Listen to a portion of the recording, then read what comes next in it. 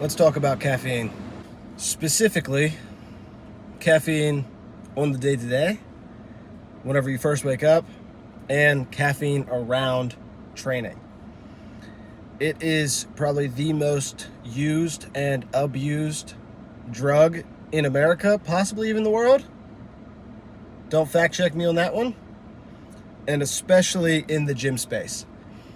And it's time to get fully educated on caffeine, what it does, what are the bad side effects, what are the good side effects, and everything in between whenever it comes to caffeine consumption and when you should take it and all the other fun little things that caffeine does for us.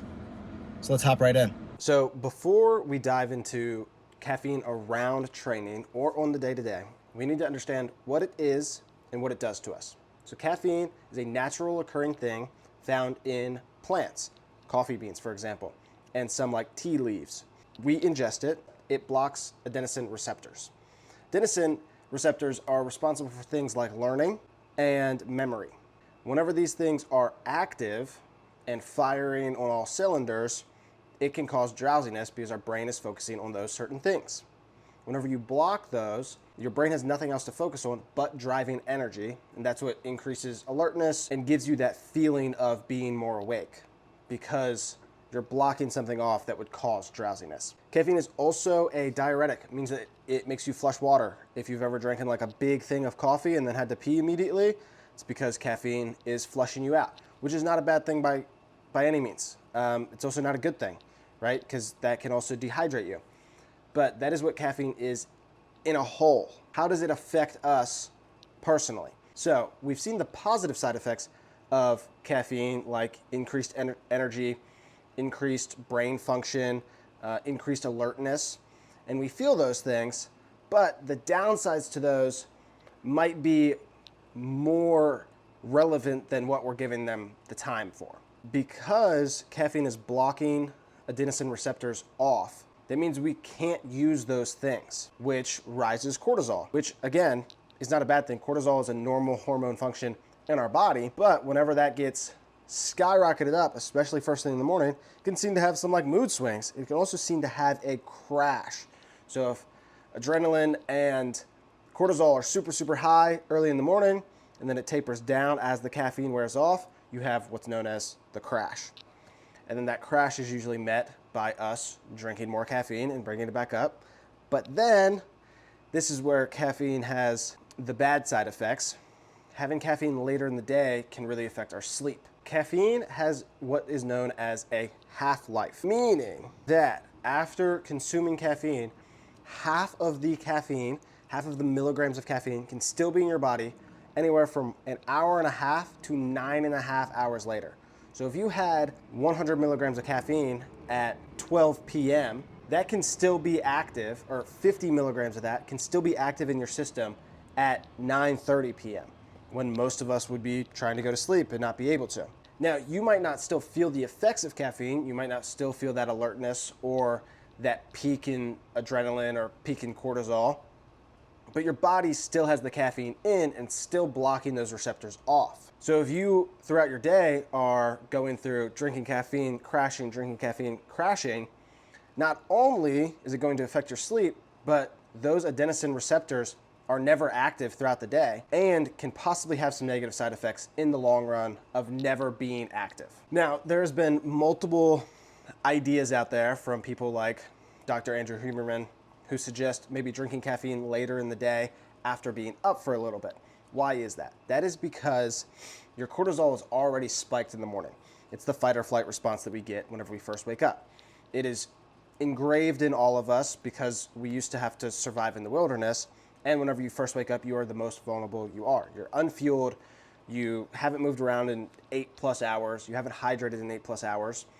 And with caffeine being a diuretic, it's shown that that can dehydrate you even further. So what do those people suggest? The really, really smart people suggest waiting 90 minutes after waking up to have caffeine. That means you would wake up, you would maybe have a big glass of water with some electrolytes to fully hydrate you, because remember, you haven't drank for 8+ hours. And then 90 minutes later, once you are already up, then have the caffeine. It can seem to actually have a boost. if you're taking caffeine first thing in the morning to feel normal, you are addicted to caffeine. And I personally don't want to have a crutch to anything. That does not sound like a good time to me. So caffeine on the day-to-day is something that I always recommend. I love getting work done. I love the feeling of being energized from caffeine, but monitoring the amount of caffeine you have and when you have that caffeine can really, really affect the way that you sleep and function throughout your day. FDA recommends no more than 400 milligrams a day in your diet. I stay somewhere around like 100 milligrams on non-training days and probably around 165 to 200 milligrams on training days. Speaking of training, now it's time to talk about caffeine around training. So there is a lot of high stim pre-workouts out there. Pre-workouts with 200 plus milligrams of caffeine. And with having caffeine that high, there are some concerns about certain things in training. These concerns are due to the fact that caffeine can affect blood flow in your body. I'm not saying you're gonna have a stroke because you had too much caffeine, even though the heart palpitations are a real thing. Affecting blood flow and limiting that blood flow because it's a diuretic can affect the pump. And we all go to the gym for similar reasons, and I'm sure most of you go to the gym to get that pump. So caffeine reduces myocardial blood flow during exercise at the very time when increased blood flow is required. So if you have something reducing blood flow, whenever you need to increase blood flow because that's how you get the pump is blood flow into the muscle, your body won't be able to do that. And that's why some of you have shitty ass pumps in the gym after taking 200 plus milligrams of caffeine. This usually doesn't happen at the 200 range. You're looking at 250 plus milligrams of caffeine. That's whenever this effect will start to happen. But there's also been seen lots of benefits using caffeine around training. Why? Because chronically, most of us are underslept. And if your sleep isn't in check and your nutrition isn't in check, caffeine around workouts gives you that boost of energy and that boost of alertness that you need to push through a workout. And using higher stim means more alertness and more energy.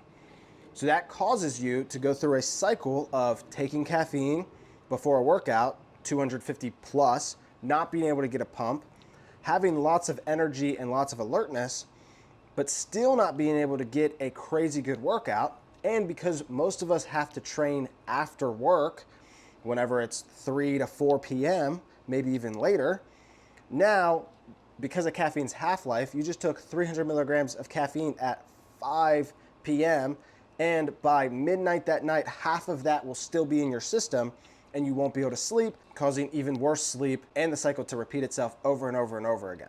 So what does this lead to? And what is the take-home of all of this? So we know that caffeine is a drug. It is a stimulant that affects our adenosine receptors. We know that having those blocked all day, every day, probably isn't beneficial to us and could possibly have some negative side effects.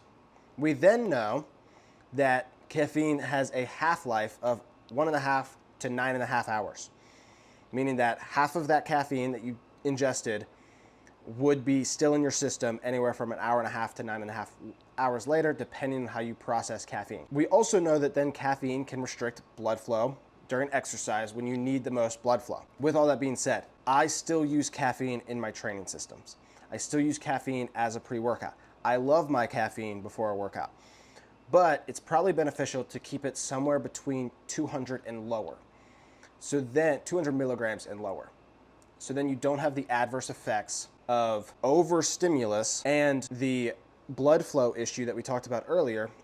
And because that half-life would be smaller, you can then get some sleep and don't have to rely on caffeine as a drug and as a full-time stimulant to keep your body running. If you wake up in the morning and the first thought is, oh my God, I need my coffee, or if you're tired throughout the day and your first thought is, where's my next cup of coffee? You have a caffeine addiction that should be addressed in a way that you would treat any other addiction by slowly weaning yourself off of caffeine. You don't have to cut it out completely. It can be very, very beneficial in training, but caffeine in the gym space is overused and an abused substance. And you should do your own independent research and your own research on yourself to see how much caffeine works for you and how much caffeine doesn't work for you, and when you feel your best. If you're getting shitty sleep If you're getting shitty pumps, you're probably drinking and consuming too much caffeine. If you're getting amazing sleep and amazing pumps and feel great whenever you first wake up, you're probably using caffeine in the correct way. Caffeine is a drug and is used as a supplement, like any other supplement should. It is to supplement whenever you don't have the energy to work out and you don't have the drive yourself. I know that this was a kind of crazy one and kind of all over the place. I had way too much caffeine today per the topic and wanted to express some of the feelings and some of the knowledge I have with caffeine. If you all do enjoy these styles of videos, please let me know in the comments down below. If you did enjoy, hit like, hit subscribe down below. I release videos every Tuesday, Thursday, and Sunday. So thank you all so much for watching, and I will see you all in the next one.